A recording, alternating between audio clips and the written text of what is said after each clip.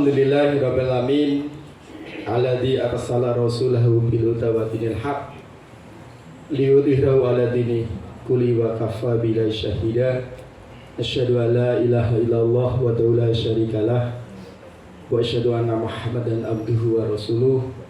Allahumma shalli ala Muhammad wa ala ali Muhammad. Wa qala Allah ta'ala fil Qur'anil Karim, a'udzu billahi minasyaitonir rajim. Kuntum khairu ummat ukhrijat linas ta'muruna bil ma'ruf wa tanhauna 'anil munkar wa tu'minuna billah. Al-ayat. Para jamaah yang saya hormati, pertemuan kita pada siang hari ini, mari kita awali dengan memanjatkan puja dan puji syukur kepada Allah Subhanahu wa taala sebagai manifestasi kita sebagai hamba yang harus tunduk dan patuh hanya kepada Sang pembuat aturan, Al-Khaliq, Rob sekalian alam, yang tentunya akan memberikan jalan kemudahan pada kita semua. Amin. Salam dan sholawat mari juga kita sanjungkan kepada junjungan Nabi besar Muhammad Sallallahu Alaihi Wasallam, karena rintisan beliaulah kita sampai sekarang masih diberikan jalan nubuah, jalan kebenaran, sehingga walaupun kita masih banyak kekurangan, tetapi insya Allah jalan kita sesuai dengan apa yang direlkan, sesuai apa yang dicontohkan oleh Rasulullah. Amin. Para jamaah, saya awali dengan kasus non jauh di Papua. Hari ini marwah KPK dipermainkan Gubernur Lukas NMB. Ada yang bilang Lukas NMB. Yang hari ini juga harusnya Bapak Kapolri yang waktu kasus Sambo berjanji ingin menggulung perjudian. Nah sekarang udah fakta, datanya ada semua tuh. Tapi Pak Kapolri hanya diam-diam aja. Itu pertama. Cuma itu pembukaan. Nanti berita hebatnya ada lagi. Para jamaah wabil khusus anak-anakku yang hebat, sebetulnya nun jauh di sana, mohon maaf karena saya dulu kuliah bareng-bareng putra-putra daerah Papua. Dengan anda ini pinter anda, pinter-pinter anak-anak ini secara IQ-nya. Cuma kan anda tidak tertata nih. Kalau nanti kita kembalikan pada ayat yang saya bacakan, saya belajar sama Ustadz Wahidi yang tadi saya bacakan. Karena kita tidak tertata, padahal Allah janjikan kita adalah umat yang terbaik. Perilaku orang-orang kafirin itu sebetulnya udah biarin, sudah telanjur Pak, kita dicap intoleran gara-gara menyampaikan itu.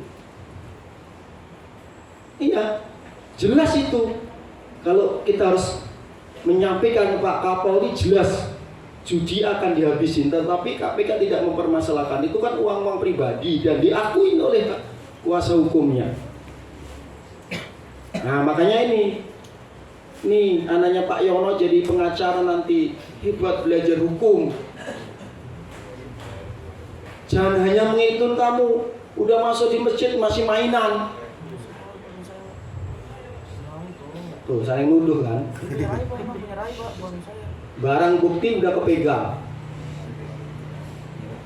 Harusnya di antara Anda ada yang ahli hukum, bisa nanti menyelidiki hukum-hukum kafirin itu kelemahannya di mana.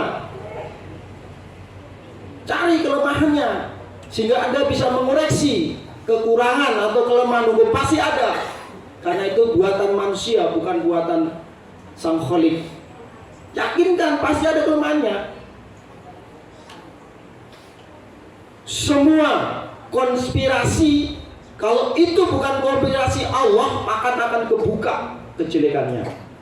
Mohon maaf nih, yang diantara ini yang masih ada konspirasi dengan keluarganya, dengan siapapun, siap-siap aja akan kebuka. Karena apa? Al-batil tidak akan bisa mengalahkan al-haq, dan tidak bisa bercampur antara al-haq dan al-batil.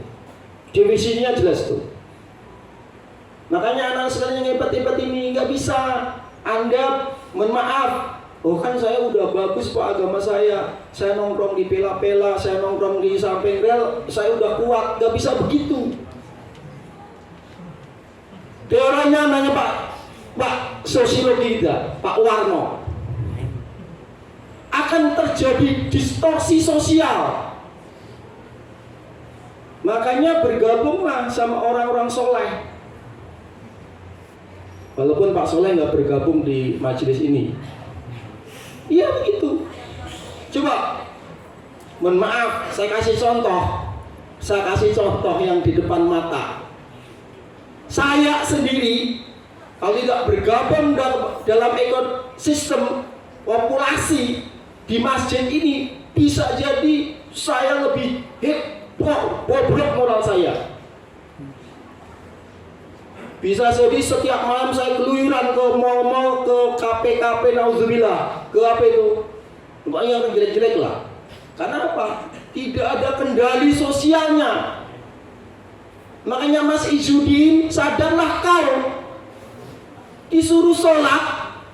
Komunitas sholat itu adalah komunitas yang menyejukkan hati, bukan membantah. Suruh wudhu malah keluyuran. Ada ini Pak Bas lewat tangga sana, naik tangga sini. Kenapa? Anda tidak bisa menjadi komunitas, tidak menjadi bagian dari ekosistem yang menyembah Allah. Makanya dimanapun nanti Anda berada, hanya akan membuat kerusakan di muka bumi ini. Tapi itu nanti, kalau Anda akan menjadi bagian-bagian yang menentang hukum Allah, ya siap-siap aja. Allah sudah mencarikan tempat yang hebat, neraka.